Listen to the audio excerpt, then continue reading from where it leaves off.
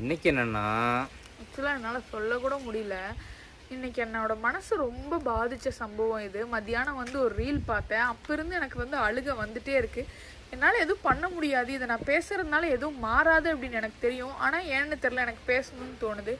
ஒரு குட்டி குழந்தை அவ்வளோ க்யூட்டாக இருக்கான். மியானோட கொஞ்சம் பெருசாக இருப்பான். பாலஸ்தீன் குழந்தை அது. அது வந்து ஃபுட்டுக்காக ஒருத்தர்கிட்ட நின்று ஃபுட்டு வாங்கி சாப்பிடுது. அந்த பிஞ்சு இந்த வயசில் அனுபவிக்க வேண்டிய கஷ்டம் அது கிடையவே கிடையாது. அது ஓடி ஆடி விளாட வேண்டிய வயசு. ஆனால் எவ்வளோ கஷ்டப்படுறாங்கல்ல அவங்க.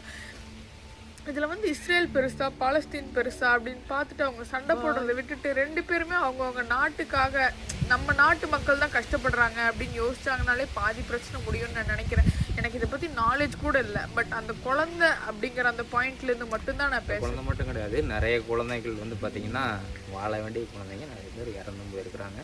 நிறைய மக்கள் கஷ்டப்பட்டு தான் இருக்கிறாங்க இந்த போர்னால.